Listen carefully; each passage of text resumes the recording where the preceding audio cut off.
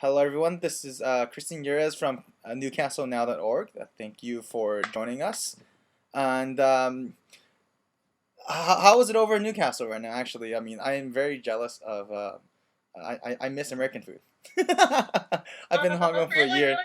Yeah. And we love good Chinese food. Oh, great. Then we should figure something out after this. Right. So, So I want me to show you the kitchen again. oh, that'd be great. We love taking a look at the newsroom. Oops. See that's what we call a newsroom. There, spatulas do not stop news from happening. Here's my chandelier, and here's the desk Ah, where we sit. that's I sit all the time. Is that it? nice, beautiful, full top to bottom windows and doors. Hmm?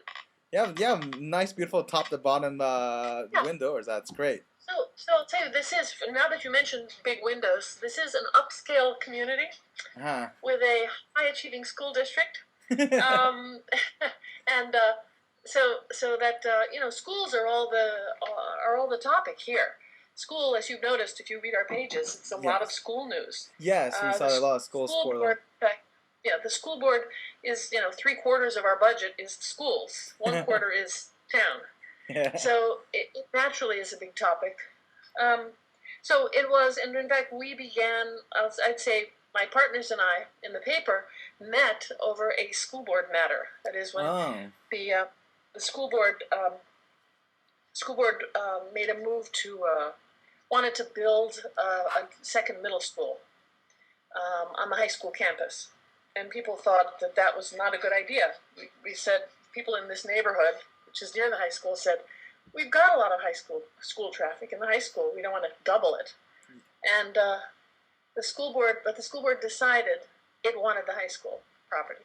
So and it decided it kind of in a sort of shortcut of process.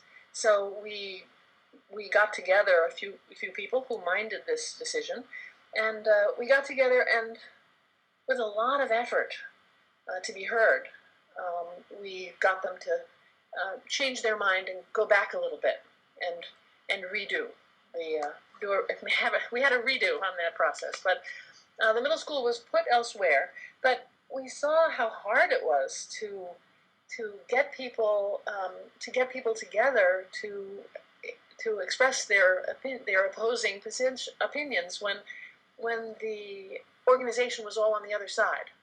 The school district, the school board, everyone was arranged to do what they wanted to do. Yeah. So even though a lot of people didn't like the idea, there was no easy way to get that to tell people that we minded. And we were completely dependent on the occasional, like a letter to the editor to a paper in White Plains. Occasionally there would be letters to the editor, and we all hung on those small letters. Yeah. But they were printing letters from all kinds of towns around us. It was not. We didn't have big space there, and that newspaper actually went under a few years later. And we have New York Times is in New York City and everywhere in the world, but the New York Times has a Westchester section, but it also treats Long Island and New Jersey in that section, and so it pays attention to us somewhat, but not the kind of attention we needed. So then after that school board matter, we just about 5 years ago now, a developer came to Chappaqua and purchased the Reader's Digest property. Reader's Digest stayed there, although they're now having financial difficulties anyway. Yeah. But they sold their property and leased back space, so they're a tenant there now. The developer said, we have the Reader's Digest as a tenant, and we'll get other tenants, and but we also want to build 348 condominiums on the property and have a mixed-use campus. Well, people minded that very much, and again, we felt we were in that same position of having a big organization with something in mind, and no way to easily tell what people were thinking in response. So There was, in fact, there was a website developed in our neighborhood to get people together and educate people about Hmm. what the developer's intention was and how other people felt about it. And that website was really kind of the model, kind of, for this one, Hmm. because since that website, that sort of Reader's Digest opposition website, um, the since then a lot of citizen journalism type things had come to our attention, and in fact, McNeil Lehrer, the report on our public TV. No, I haven't Um, seen. Sorry about that. it's so they're the public. Jim Lehrer now runs it. It's Channel Oh, 13 okay. public television, right? Yeah. So they did a story, and you can look up these people too. They did a story on a website. A couple of people in Deerfield, New Hampshire, Hmm. and it was called the News Forum. And I saw this very brief clip on television about the News Forum and that they'd begun a paper, a Hmm. hyper local, internet only, Yes. online paper in their town, and and they showed the grantor of their startup money, University of Maryland, JLab. JLab has since moved to American University, by the way. But Yeah. when we were applying for our money and when we were seeing television, the Deerfield people on TV, it Yes. was at Maryland. So and JLab was connected to the was interested in all sorts of citizen journalism um, ideas and startups, and so we applied to them. Now, when we wrote to them, in our application we said. We told them about how we'd met, the controversies in our town that had made us realize how valuable it is to have a voice for people in general. And the other example we gave them. Should I keep going? I hear funny No, no, noises. no, no. That's Okay, that's my stop me anytime. neighbors. Oh yeah, stop me anytime. Stop me anytime. So the example that we gave them in our grant proposal, we there had been yet another controversy in our town about where to place a 9/11 memorial, Uh, whether it should be at a duck pond in the center of town, yeah. or whether it shouldn't, whether it should be elsewhere. And for a long time, that discussion went on, and we knew a woman who had been very involved in it, and she was a dean at Columbia Teachers College, Karen Zumwalt, and she told us that after, and this is what we said in our grant, Hmm. um, because we loved her story. She said that after a couple of years of this controversy, she had foiled a Freedom of Information law. Yes. She had asked under Freedom of Information law, she'd asked to see all the correspondence of the board that took place during the couple of years that people had been fighting about it. Yes. And she got the documents, she got the letters, and she took 2 days to read through them all. She said after reading those letters, she was so impressed with the quality of the writing and the quality of the sentiment, that they were well written, that they'd been well thought, they were heartfelt letters. Yeah. And she said, if these letters had ever seen the light of day, the controversy wouldn't have raged so long, and it wouldn't have been so uncomfortable for people. And that's what we said to our grantors. We said we want to have that kind of thing permanently. We want to have a way for people to know what other people are thinking, to get together with them, and to discuss a thing openly, and then go from there. So those were the sort of three different controversies that caused us to think that this might be a very good thing to have on a permanent basis. So we looked very carefully at the Deerfield site to see how it worked. I mean, we're middle-aged women. We are not. We've done email and we know how to make a Word document, but not much else. But there are very easy tools now. Expression Engine is the one we use, but and we've learned to mount these things ourselves. So. Well, I also want to ask because you brought this up. I think your case is. It sounds like when you first started, you didn't necessarily look to become a news information site for people, or you didn't even think about being alternative news yet. It was really community activism and a desire to do something about it.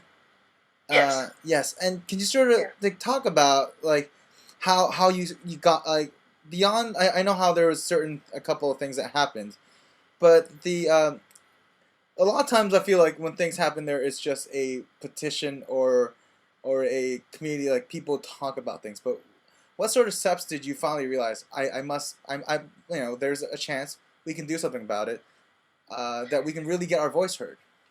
Yes. Well, we've done the petition route in a Hmm. few cases.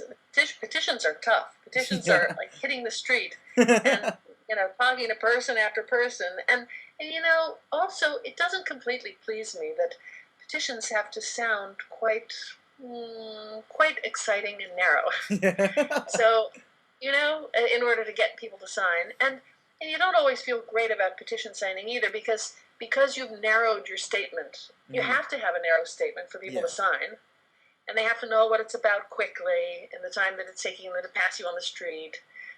But you don't feel completely wonderful about signatures because you know that issues are so much more interesting, and Yeah. then the petition is going to make it sound. So it's not. I mean, petition is a good thing to get interest going, but but petitions don't last forever, and people want to know what's behind it and what the issues actually are. They want to hear from the other side, and we want that too. Petition alone, petition's a good start, Hmm. but we thought that it would be better to have to start covering the news of our town. Hmm. What we say to people is we go up to people with flyers especially when we started up. Yes. We present them with a flyer and say, those meetings you don't have time to attend, and if you do attend them, you don't know what the hell they're talking about. Yeah. We're here to help because we're going to sit in those meetings and we're going to tell you what they're saying. Ah. Because frankly, people really don't have time. Everyone's very, what life is like here and there. I mean, everywhere perhaps. People are very, very busy, and they don't have time to sit in a meeting listening to people talk. I wouldn't say randomly, but just talk. Yeah. And the other thing, you know, um, you're young, so I'll tell you this. I don't want to sound like an old-fashioned person, but in all the conferences that we go to, Yes. I mean, I like this Skype. It's my first Skype experience. You're But doing great. in all the but in all the conferences that we go to, they're always full of for the citizen journalism kinds of things. Yes. They're always full of the latest technological advances, and that's interesting. And I'm not a backward person, but honestly, I think I've thought that it was a big mistake to run after audience or readership by continuing to say to people, well, we're all journalists now. Just stick up your phone and film something and send it to us, and that'll be great. Or, Twitter. We want to hear you on Twitter. Well, frankly, we don't want to hear people on Twitter. We want to hear people after they've thought about it and written about it and send it to us. That's how we want to hear people. We've been very careful. I mean, probably we might have good luck if we put up things like a vote yes or no. What do you think about what we should do about this or that? But we're not interested in that. We don't want to know what people think fast. We want to know what they think slow. So we want them to write to us. We keep saying we're an online newspaper. We want what people get when they think about a thing and have to write about it, or feel strongly enough about a thing to write about it. So things like Twitter or fast tell us this, tell us that is counterproductive for us. So We want writing. most of your contributions are from your community, and I looked at your site, and you have a list of people.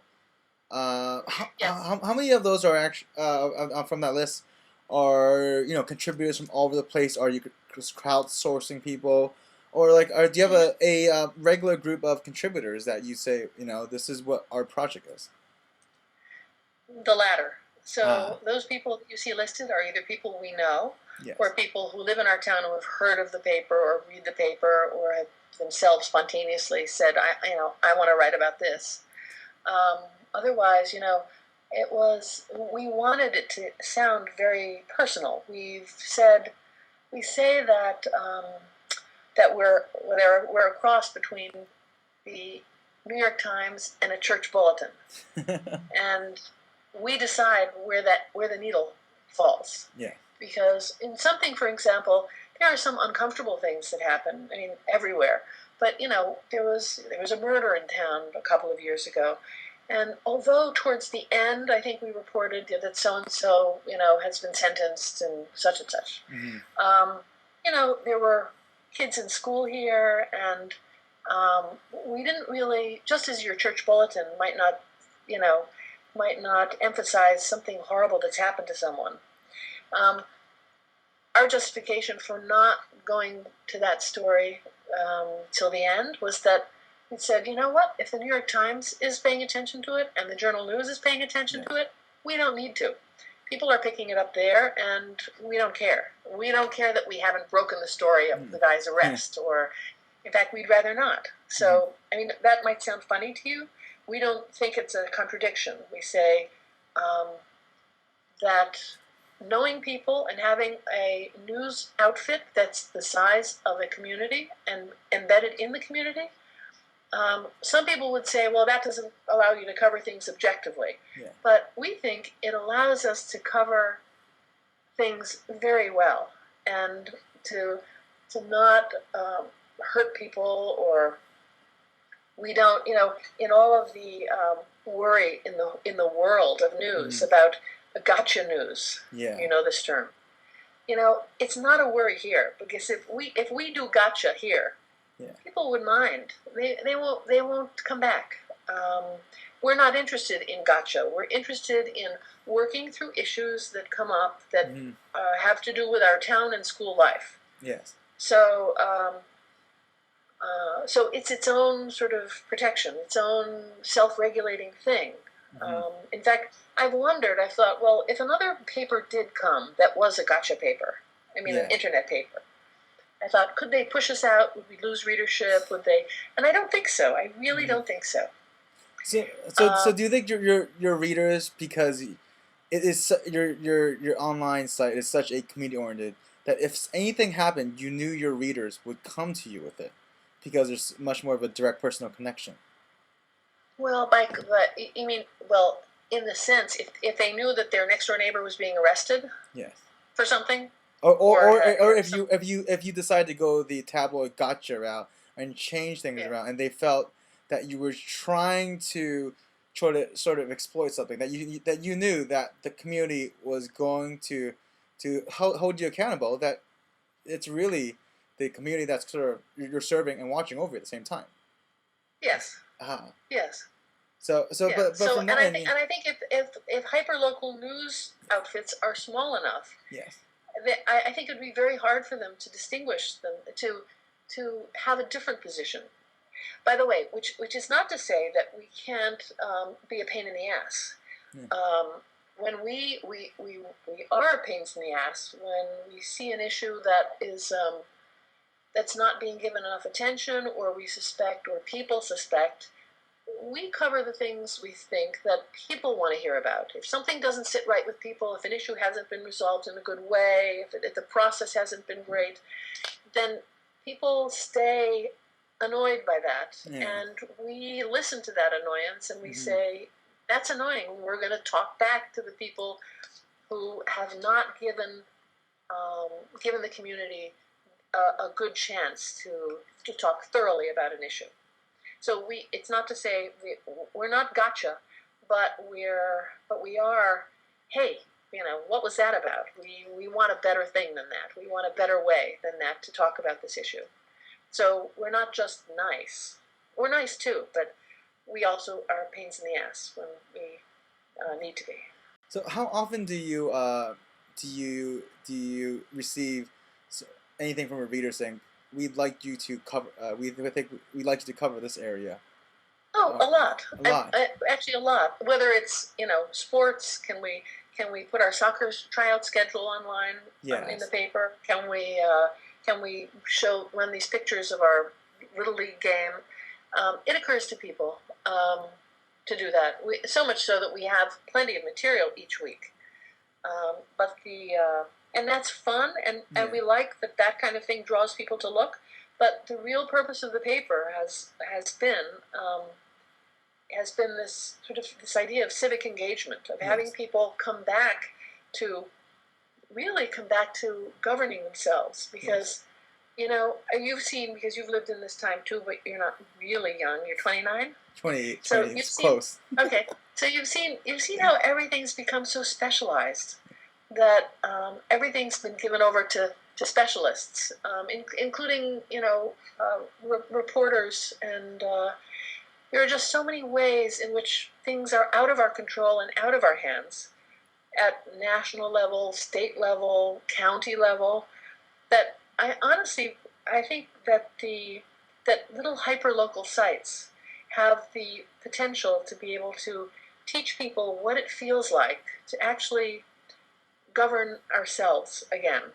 I don't mean I'm not a Tea Party person. I'm a Democrat. I'm not talking about taxes, but I love taxes. Taxes are great. So I don't mean anything revolutionary tax wise. I mean that people have been so busy. I mean, it's as though modern life has left very little for us to do ourselves except to buy and shop. And so I like the idea of having people produce. In fact, if we were worse writers, I'd still think it was okay. But we are pretty good. But we're pretty good also. Here was a big revelation to me. When I went to one of my partners, Susie Bender, actually has some journalism experience. She is a great editor. If we and that's the other thing, we wanted to present ourselves like a newspaper, because for people in our age and stage of life in this town, we're grown-ups mainly. Yes. We're here to put children into these schools and get them into college. Mm-hmm. So at our age and stage, we really felt that if we produced something very bloggy, if people felt that they would start on our site and then learn, maybe what we had for breakfast or what we feel about every little thing, that we wouldn't have any return people. We wanted to offer a news source for the things that are important to our life here in town. And not, although we have some funny op-eds sometimes, and we like that kind of thing, we're not an endless sort of blog. We didn't want to give people the feeling that once they started, they would tumble into something that they couldn't find their way out of. Yes. So we make it very clear, it's the newspaper, here are the articles, here are the pictures, click here to see that. But Susie Bender, I did not realize when we began how valuable I would come to realize that writing and journalistic writing would be. I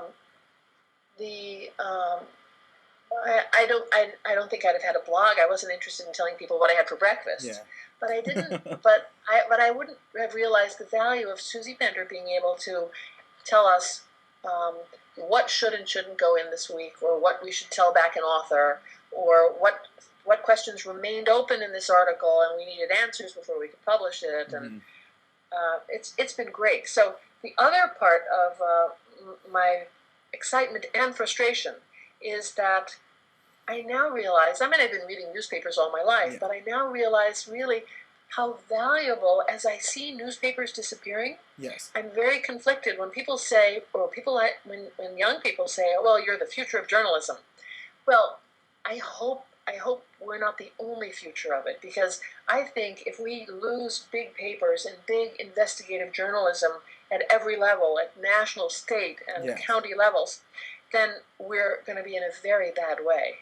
So I think two things. I think democracy can only get better by people paying attention to their towns. and taking back, caring to go to meetings or read about them online if Yes. that's, if you want to sit there, that would be fine because people don't have the time to everybody sit. So this is an efficient thing. Some of us sit and tell the others.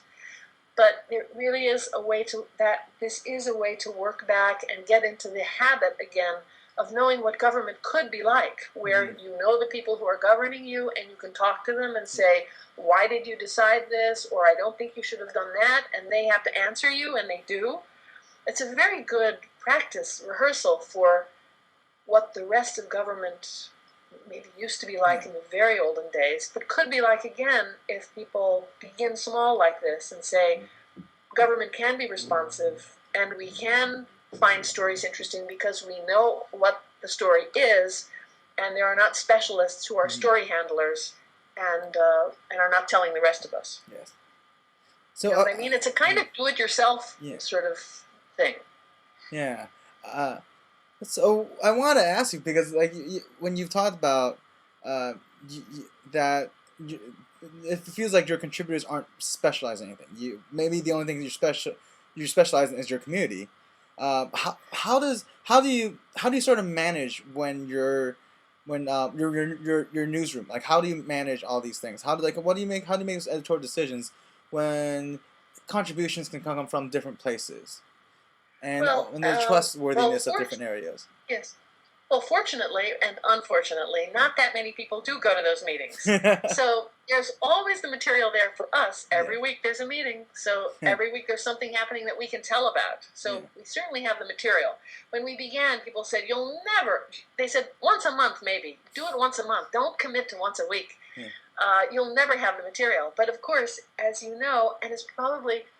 As reporters, I'm not a journalist, but I now realize that the journalist's life is the same as a writer, a researcher's life. That is to say, you follow a story.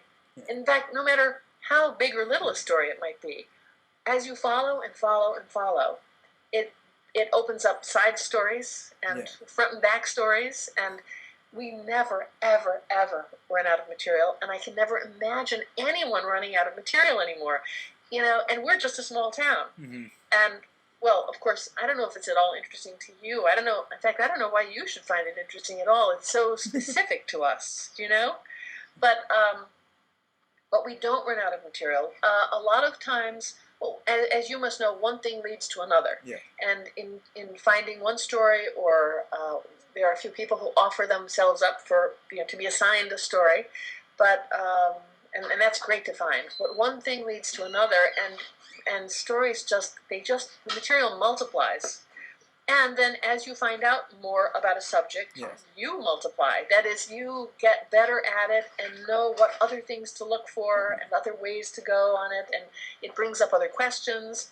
And it's just like very, amazingly, like it runs by itself. I think, which is not to say that it's not a lot of work in organizing it, but we come up with like 22 or 25 stories every week, and we're never scratching around to say, oh, we don't have the 25 yet. What can we do? It just it happens. Some things we put off till a better time. We say, you know what? We know you were paying attention to that issue, but it's only been slightly mentioned so far at the board meetings or in our articles. So that's a very good letter you wrote. We're going to hold it because there's a meeting coming up in 3 weeks, and it's going to be talked about, and we'll show you then. But that's just common sense. I suppose that's common sense. Is that what and I was looking at your site. You got, it's amazing. You're able to provide so much information. Like you said, there's never enough. There's always enough stuff to talk about. And how have you changed maybe the local newspaper market? Are people paying attention less to printed material now that you're online and you're doing enough work for people? No, I don't think so. There are a few. I'm not sure what the readership is of the next biggest paper around, the Journal News. And in fact, there are things about the Journal News. There was a story last week about a reporter from the Journal News, which is a larger paper in White Plains. White Plains is a real city, not like New York City, but but it's the next biggest city around here. It's between us and New York. And there was a story that a reporter there had foiled for salary information for town employees, and foiled all of the towns around us as well. We, Newcastle, answered the foil pretty quickly, and found this town answered very quickly and found itself like the only one, the first one to answer. So it was the first story saying these 50 people make these are the top 50 salaries in your town, your town employees. Yeah. And although I'm sure people found it interesting, because who wouldn't? Yeah. But it's not something that would have occurred to me to ask. I'm not unhappy that the Journal News asked it, but because it was interesting to find out. But to us, the story was, and we haven't printed anything yet because the rest of the towns haven't answered yet. We want more information than that. It would be interesting to know how much our people made as put against, in a line along with other towns. But that alone is not so interesting to us, except in a like a whoa way. Yeah. So we don't care about that yet. What we do care about, our angle was, the minute we saw it was, we said, wow, our town answered that FOIL request really quickly. We like that. That's good, because we like FOILs answered quickly. Yeah. So to us, that was the story there was that, even if it was a little embarrassing for them to have answered so quickly, we were proud of them for answering fast, and that would have been our take on that story. Along with, I think we would have had to print the salaries too, because you can't really refer to the article. It was so interesting that people are not seeing. So we probably would have linked to that article, but we would have said also, great job for answering fast. Nothing to hide. Are you getting a lot of pressure from competitors sometimes? We, around the time we began, a paper started. A paper, and paper, started in a neighboring town. In fact, it started maybe because it knew of our existence. It started in the town above and the town below us, north and south. But it meant, we understood that it meant to add the middle piece, us. And it did. It covers all three towns now, kind of. But that doesn't bother us either, because we think that there's no look like the look up closest. And we are the ones who look the closest. So we produce what we produce, and we don't really worry about that other paper, except we do notice that advertisers still have, they really do have advertisers still favor paper. Even though this paper is a free paper, it's dumped on, into boxes and on ledges and up at Starbucks. It's put everywhere in stacks. And some people pick it up. I don't know how many people pick it up, but the stacks do remain through the week. I don't mean untouched, but they're never gone by the end of a week's time. So I don't know who's picking it up. I pick it up myself to see what they're saying about our town. And I like that. I like to see what their take is. But advertisers, even though, we say to advertisers, we are received in people's email box, say 3,000 emails in a town of 5,600 households. We're going into 3,000 email boxes, and that's all we can say, by the way. I mean, that's all we can guarantee, but we know that people are getting it in their email boxes, whereas the paper can't tell an advertiser how many people are picking up the paper. And yet we see advertisers, in the paper that have not really bothered to climb aboard with us. I'm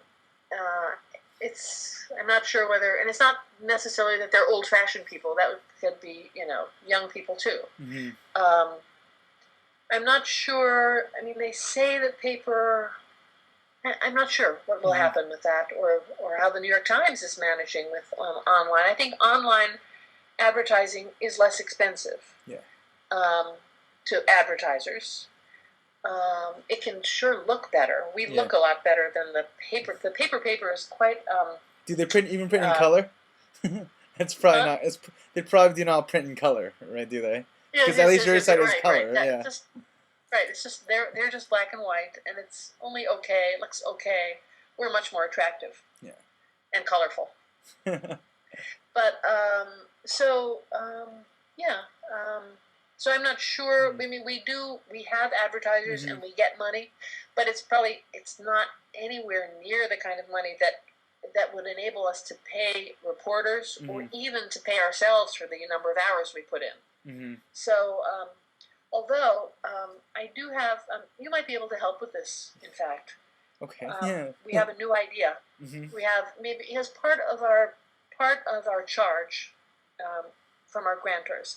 Part of our charge was to find ways in which this could be, this could be done by others, in which it could be a model for other people starting up something like this, and we.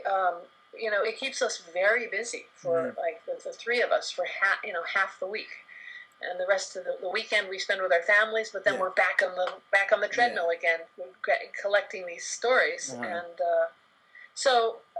but we were thinking that a very good way to be able to reproduce this in other communities. Yeah. Because you can't really, I wouldn't expect necessarily to find the exact combination of obsessive, excited about bringing local news people that we are. Yes.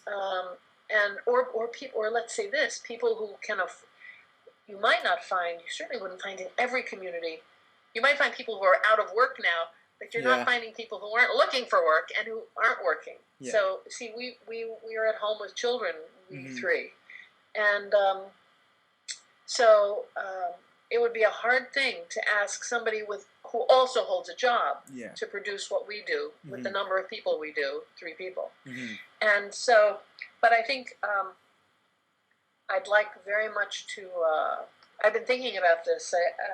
We've talked about, we've made overtures to our high school paper, and they have some good writers there. And they mainly pay attention to their high school newspapers. Yeah. And it's hard enough to get kids to be interested in world affairs, let alone boring local affairs. However, I think we have increasingly come to think that we thought, well, what does every community? Not every community has 3 women who can do this for the amount of time we do.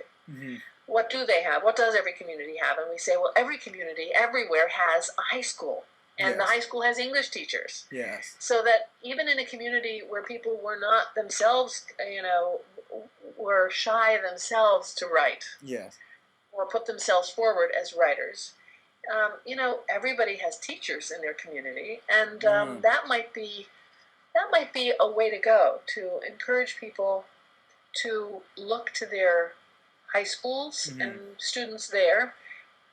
Also because I do think that in the United States anyway, maybe not in Hong Kong, reading and writing has taken a fall. It really has, and I think it's very bad. I think young people. This economy might make people wake up and see that the way to learn and think and be serious students is to have to write. Yeah. But a lot of people are distracted right now. Have been comfortably distracted by a lot of electronic devices, and I think you're maybe old and wise enough to know that those are they can be part of your life, but they can't be the main act. I'm still distracted by electronic devices like this and like this right. and But do more you like that. write? Yes, I do. I do. Yeah. Right. I'm decent, but and you talked about like going to different your high school, different high schools getting English teachers. Do you know what your typical reader is like? Age, demographic. Do you have a good sense of who they are? Well, this is totally anecdotal from the people we see and talk to who say, "Hi, great article," or "I read that thing," or "That was terrible." Yeah. They're probably people like us. Mm-hmm. I don't think they're grown-ups like us. Mm-hmm. I don't think we have high schoolers looking unless they know, for instance, that their pictures. Hold on one second. Yes, Joe. Okay. Love you. Thank you. Okay. Bye. Unless there's something in the paper about them, about high school awards or swim team, or which we do have, but the articles, the civic engagement part of it is it's adults. I'm sure. I doubt any kid is reading about town board meetings and school board meetings, which, by the way, which is why I think that if we could, we may look for interns. If we can persuade people that their own boring town government is a real laboratory for how things work, to see how things work, a laboratory for following a story. If you could get high schoolers to follow a story, there's nothing that won't in the end become interesting. And I'd love kids to see that. I really would, and to be able to work under adults who really care about it and can show them a thing or two. I think that journalism should really be paid much more attention to in school curriculums.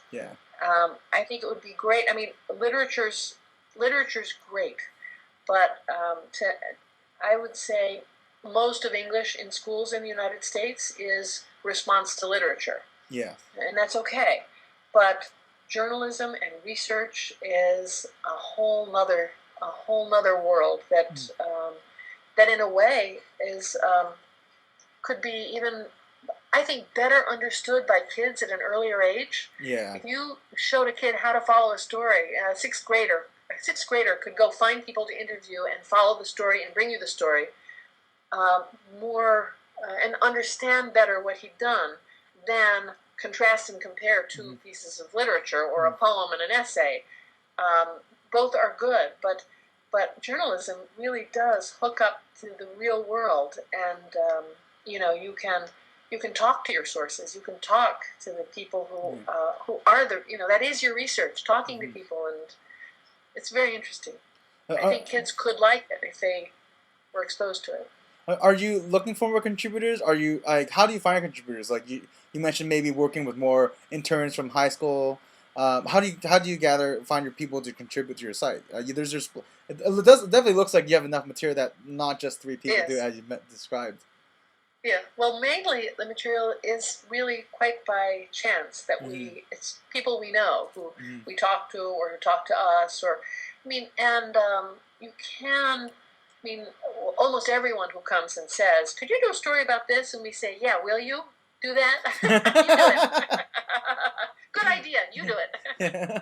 We'll help you. We'll do back and forth with you. We'll polish you. You'll never look bad. We'll make you look good. Because we really don't want unfiltered, unthought about things. We want people to think. And if somebody writes in, we had somebody write a letter recently that it was a serious letter saying, so the board shouldn't let X happen. Please don't, and here are the reasons why. So we wouldn't just print the letter. We naturally reread the letter. But we said back to the author, hello, the board didn't say X. The board's not doing X. So would you like to change your letter? Would you like to think about that? Think about that. Read these other articles of ours. We'll point you to the direction. And if you still have something to say it again and send it to us. But we don't, we'll catch people. We help our people who write to us. We help them to get the facts right. If we see they've got something wrong and their whole piece is based on this something wrong, we'll say, here it is, go look again. That's how we find people, or off the street. If somebody's walking a dog, and if I talk to somebody and they seem to have an interest in something, I say, could you write about that? And some people bite. Some people fall for it. Enough people fall for it. Sometimes are you just maybe realize, oh, maybe I'm more part of a community media training, because you're trying to get, seems like you're trying to get a lot of people to contribute, and Yes. how much are you helping people editorialize, centralize, and how much training do you put into your contributors? For that, I'd say the contributors are the writers. I'd say, in fact, I thought at first that it could run itself by just a lot of people having a lot of opinions, and they would write about them, write in. But I think now, I really, and it's not that we're hugging the power to ourselves, or hugging the power to ourselves, but there's a real benefit to having the organization concentrated in a few minds who know it's their concentration. And if we were to go out very far, if we were to distribute the responsibility, I won't call it power, the responsibility very far out, it probably would not be as good a publication. And I frankly, I wouldn't trade it for that. That is, if you said, well, there are 19 people that want to help you, I'd say, unless I can, organize them really well, and they understand that the decisions will be made in a small core, by a small core. Then I would not trade. I would not trade the convenience. I'd rather have it be hard for longer, because not only that, but this is another probably very reporter thing, or a newspaper thing, a journalist thing that I've discovered. Having it couldn't run as well if people just wrote in randomly and you published them, because it really helps. For example, that when I'm writing a story about town board, or Susie's writing about school board, it's a great help that she and I both know what each other knows, and can check one another, or say, you found this over here, but I heard another thing at the town board meeting, and how do these two things go together? So I guess what I'm saying is, I don't think one person alone could do it. The collegial aspect of it, the partner aspect of it, of having another mind to run things off of, or to notice things about one another and about the issues, has been really helpful. So I wouldn't want it to be too tiny a group, like no group, like one person. And a few more would be better, but I don't think it could be strung out very broadly. I think it would be messier. It would be, and if it weren't as good, I think we'd lose readership. So we have so little time to do anything but produce the paper, that we haven't. We'd like to take the time to find out a little bit more about what the balance is, and what would gain or lose readership, instead of just guessing at it. But mostly we operate by hunch, because we live here and because we know people. The hunch thing works, kind of. I remember you mentioned a lot of when you started was just attending board meetings, doing a lot of these community things, and trying to cover all that stuff. These community events, or if something is a school is being torn down. Have you ran into any legal issues or anything of that sort that you can maybe tell us about? No, not well. So far, not. Oh, that's right. We haven't, and that may be foolish, because we're operating in air that we know. We say, oh well, people aren't gonna try to gotcha back to us. We're not doing the gotcha thing, and we're not going to have anybody do it back to us. And really, we've operated thinking that is our protection. I mean, partly that's just, we haven't gotten to that either. We just don't have time to think about nailing down every little part of it. But if you're operating, this might sound naive, but if you're operating in a community and in good faith, and doing, even if I've seen this about writing too. Even if you started out with a big fat bias about an issue, even if you start out like that, when you cover something, you uncover all kinds of other sides, so that in the end you can't stay with your big fat bias that you began with. You couldn't if you wanted to. So that's again its own protection. This and I think being in the tiny town is its own protection too. We act in good faith, and people take us on faith. I mean, they trust us, and we don't abuse that trust. It doesn't mean people. I mean, I'm sure there are people who don't like us. I mean, some, not many. I don't know. There's nothing you can do about that. Right. And you know what? It is more comfortable for boards. I don't think they haven't loved having to take the time with us. You know, they might say, you know what, it costs us. It's going to cost taxpayers because we have to talk to you. But they do. They do talk to us, and they, you know, I'm sure, again, at this, one of the dangers of this at this low level, where people know one another, is I have the impression sometimes with both boards, school board and town board, that they have our coverage of them, that we're there at meetings, our coverage of them makes them suspect that we suspect that they're doing something wrong. But we don't. It's not, you know, and that they're somehow hurt or, you know, or insulted that we would think that they need watching. But but you can imagine, I mean, we tell them that our purpose is to have more people be interested in what you're doing. We want you to, you know, get good audience.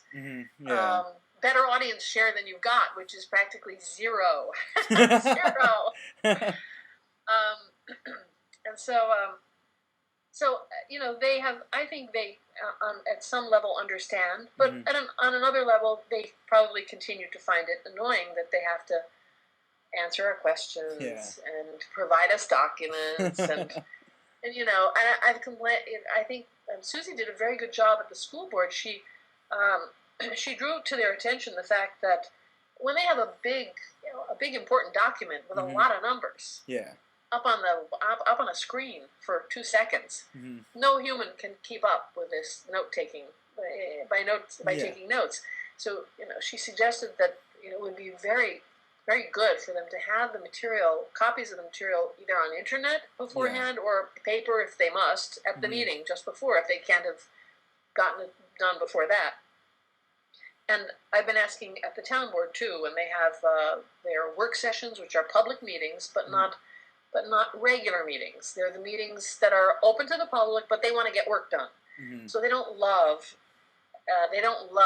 answering questions during that time. But you can imagine how frustrating it is when they're talking heatedly or excitedly or boringly about a document that they have in front of them, and I don't have a copy of. And they're saying, page 23, paragraph 2, what do we think of that? And they're talking about it, and I never get to, and I don't know what page 23, paragraph 2 is. And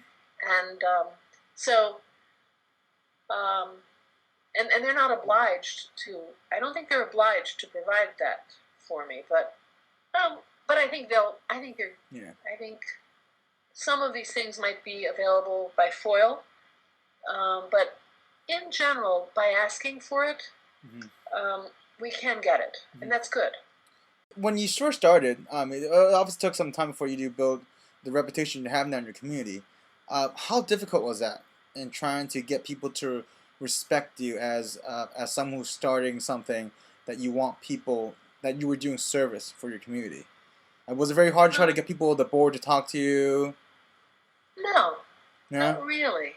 I mean, they don't want to, I mean, they don't love taking the time because they're busy. They're volunteers, and they get very little, sort of minimal pay on the school board and on the town board, and no pay on the school board. And they're part-timers, and so they've got their plates full, so they can't have loved it. But people loved it right away, I think. I don't think we had any any resistance, really. I think, and we knew that that just reporting what's happening was going to speak for itself. That people would probably we knew that there was a lack of it. Mm-hmm.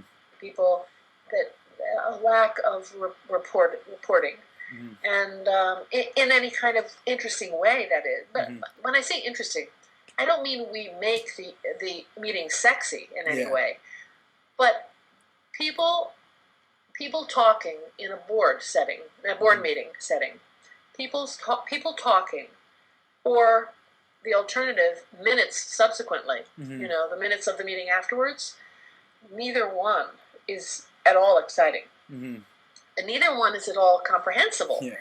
What you really need, the story, and Yeah. the board talking randomly to each other, Yeah. with a paper about a paper that you can't see, is not a good story, Mm-hmm. and the minutes don't make a good story. Mm-hmm.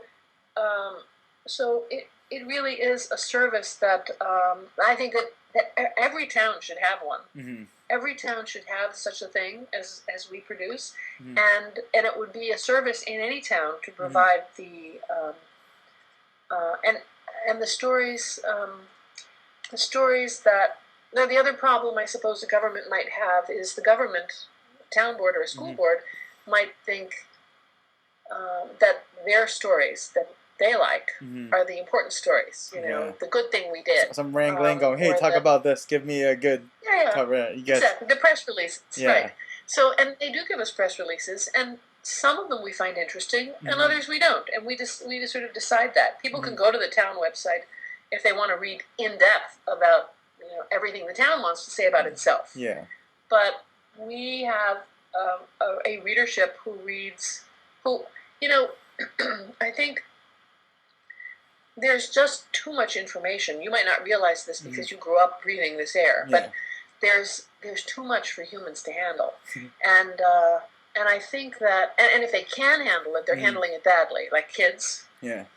It's not healthy to have so much information, and so we even wonder sometimes, are we putting out too much information by the 22 or 25 articles? Yeah. We say, would people pay stronger, better attention to 10 articles?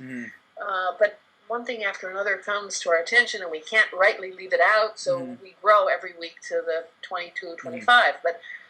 But people don't. If people want to hear everything, they can certainly find it easily enough. It's everywhere. Yeah. We think people don't want everything, and that's why they come and read us. They want somebody to have sorted for them. The way newspapers and news entities used to be the sorters. I mean, still are. For me, I still depend on on the New York Times or on that McNeil-Lehrer report, but and various other publications. But there's so much junk stuff. Yeah. Or you could say, I've thought too, there's so much wonderful stuff. Even if you watched no junk, no sloppy stuff, you could be watching great stuff 24 hours a day. But you know what? That doesn't leave you time to make your own great stuff and to pay attention to what's happening near you.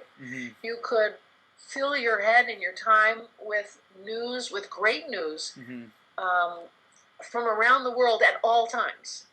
But that keeps you in a kind of paralysis in the one place where you are, that you could make a difference. Yeah. And something you do can change something.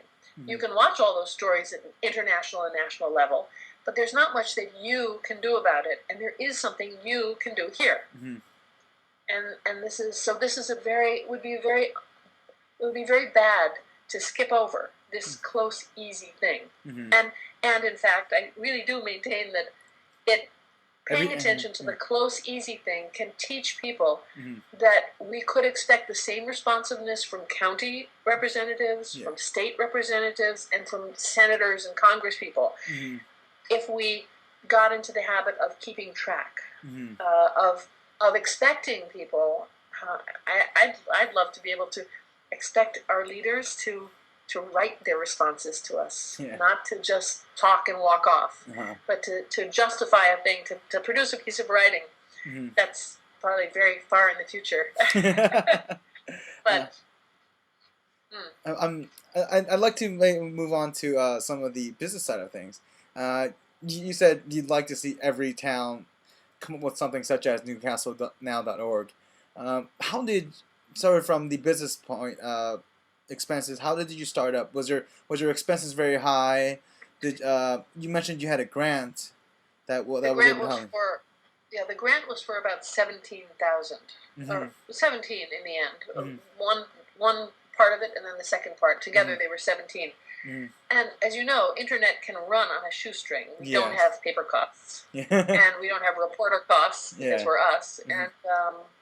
and we don't pay ourselves very much. Mm-hmm. Occasionally, we reimburse ourselves for expenses. Mm-hmm. Um, Probably the setup of it, we probably paid our youngish web person. Probably ended up paying maybe maybe $5,000 for Mm-hmm. all of the building of it. Uh-huh. But that was because we are, as I say, middle aged. Mm-hmm. And not we you know we didn't. There might have been more that other people can do themselves, Mm-hmm. but we couldn't. Mm-hmm. So we've learned a great deal. We know how to run it ourselves now, Mm-hmm. but we needed the setup. It probably cost us $5,000 to set up. Mm-hmm. And we did a $2,000 mailing because we had to use paper to get the word out. Yeah. When we first started, Mm-hmm. So we did a mailing, and probably we're thinking of doing another mailing soon Mm-hmm. because that first mailing was going from 0 to hi, we're here. Mm-hmm. Now that we've been around a little bit, Mm-hmm. the mailing would be probably paid slightly more attention to somehow. It's to some degree anyway, Mm-hmm. because we've been around, Mm-hmm. and people might have something to attach the mailing to now. Mm-hmm. But so we might drop another couple of $1,000s to do a mailing soon. Yeah. And I don't know how the advertising thing will go. As I say, we have advertisers, but Yes. as I say, there's this bias towards like paper that you can throw out, paper Yeah. that people like get in the mail or get off the corner and toss it. So I'm not sure, but maybe now with this consciousness of sustainability, Mm-hmm. maybe people will, I don't know, waste less paper. Mm-hmm. And Yeah, I'm not sure. I remember looking. I think you have an ad sales person or team. How, Yes. how does he work in your organization? You've only really mentioned 3 people, but does he handle like? we did what I think Deerfield told us this. The New Hampshire News Forum. Mm-hmm. It told us that that they had an advertising person to whom they just gave a percentage of the advertising that she sold. Mm-hmm. And we had my neighbor does that kind of thing for a living, Mm-hmm. I think, and so we told him about Deerfield. We said they give a percentage of their. I think it was 20% Mm-hmm. of it that they gave to their person, and so do we to John. So 20% of whatever he sells Mm-hmm. is we pay him. Mm-hmm. And that can be pretty nice. Mm-hmm. I mean, that's good, and I mean it wouldn't be full-time work for him, Mm-hmm. but he can attach it to the other things he does. Mm-hmm. And has advertisers been gaining more response to your site now that you have a salesperson?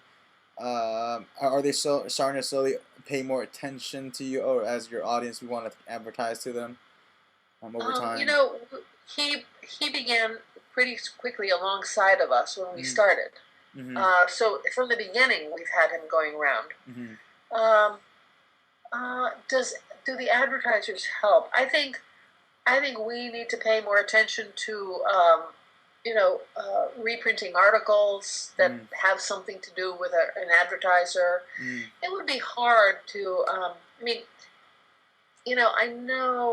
I think as our salesperson, he would love to be able to. He would like us, and maybe somebody else out there can do this, but he'd like us to be able to have an edit calendar, so that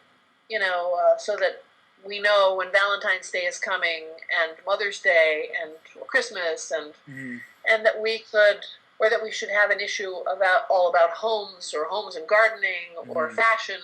But I don't think I don't think we can do that. I mean, we're too small. What we get is what we get. The people we know bring it to us.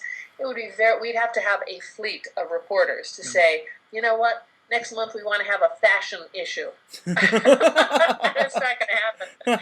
It's not I don't think it's going to happen ever. So it has, in my opinion, it has to work the way it works. Advertisers have to have the feeling that people read it and pay attention to it and recognize it, and that to advertise in us is we're not going to have a special fashion week where they'll be featured. That's not going to happen. They have to, for them too, it's a kind of community thing. They have to know that it's a matter of sort of all being on the same page and recognizing that it's a town, and many of the people who might shop in your shop will see it. But it's not. We're not. I don't think for a very long time. I don't think we'd be able to offer the kind of traditional, get all the jewelry stores on one page for Valentine's Day, and it would be hard. Do you plan on? Sorry, I was wondering. Do you plan on maybe trying to expand your streams of revenue, increase your revenue a little more, or are you just leaving that to the sales marketing person? Well, we watch the talk about news sources of news funding, and the nonprofit aspect of it, and whether it would be interesting. I'm not sure. Maybe we'd wait till after another mailing. It would be interesting to see in a little while, to ask people, as other news organizations are doing, kind of, or experimenting with, to say, okay, we have a track record. You know what the publication is like. Now, how would you feel about it if it disappeared, and what would you pay to keep it from disappearing? Okay. Right. I don't know. I don't know if we, or we can ask a less dire sounding question. We can say, would you pay for this, or would you support it as be one of our supporters? And we. So something like NPR. So something like what NPR does sometimes. Exactly. Yeah. Exactly. Yeah. If you like what we do, and if you think it's important, then how much will you pay? Right. So wondering, do you have any advice for anybody starting a new site? Like what sort of advice? I mean, how much of the managing side, how much of a commitment have you been able to put in, and what would you suggest people to do? Well, it's been a lot of work, but it's been really fun. Really, really fun and really satisfying. It is. I think it absolutely has made a difference in town. I think more people know about things, and the trouble. People. It's not that we have tons of people at meetings now, but I think when issues come up, I think there are more people who come, and I think there are probably more people who write to the boards about an issue, because people don't talk or don't write about things because they don't know what the facts are. They feel incompetent, and they don't want to make fools of themselves. They don't want to. Everybody's nightmare is to get up at a meeting and say, "But what about this?" And the board would say back to you, "Oh, we talked about that last week," and then and you didn't know it. Yeah. Okay, goodbye. Sorry. So, but if people get the feeling that they do know what's passed, that they can keep track of it, then they do feel competent to get up and say X or Y. So there probably, I hope there's more of that. I think there's more of that. So, what do you plan on seeing for the future of Newcastle Now? You talked about maybe getting more high school contribution, expanding a little more in that area. Do you see any more other areas, or maybe moving to adding another town? Well, you know what? I don't want to add another town. I'd say to the other town, add yourself to yourself. I mean, do yourself. Do one yourself. That's enough work for me. Don't come here, and we're not going to come there, because I really do believe that the perspective that you get from living in your town. I know people say, "Oh, that can be very confusing, very." It can cause conflicts because, what are you? Are you there as a parent, or are you there as a reporter? Yeah. But so people talk that out too, Mm-hmm. and they settle it. They say, Mm-hmm. and you say, well, both. I'm here as both. I can ask the question because I live here and it's my board of education, Mm-hmm. but I also want to tell other people what you say Mm-hmm. to me. So so I think it's not as uncomfortable as it sounds, Mm-hmm. because people get the idea and get the idea that it is a help. Mm-hmm. So I think every town should have a tiny one itself. The high school idea, I think we can look for interns at the high school Mm-hmm. to write for us or to write about the things that they want to write about. Mm-hmm. But I'd like to do something more like there are in the United States now these public policy classes, even in high school at high school level. Government. We Oh, had yeah. we had one, yeah, public policy, Yeah. which looks Mm-hmm. at how government works and why it works and what it can be used for. Mm-hmm. And I'd like that kind of thing. We had one at our high school that was connected to a college. In fact, it was one of those college courses in high school. Yeah. With a curriculum from the college that Mm-hmm. you plant in the high school, and Mm-hmm. you go through it. So I'd love to actually partner with a public policy course. I don't know if they're running it next year. I need to find out, and hope that that really kids in a public policy class would be natural understanders of this kind of thing. Mm-hmm. And a teacher of public policy would naturally understand also the value of sending kids out into their own community to. It really is for the kids, especially for kids. They'd be performing a real public service. More so, I mean, it's great to raise money for causes and for hunger and for strife around the world. But to really do something in your world, you could be reporting what happens right up close, and that really makes a difference. So I'd like to interest high schoolers or their advisors in pointing them to an organization like ours, and making it easier for us to spread ourselves, and teaching kids what it's all about. What reporting is about and what government's about.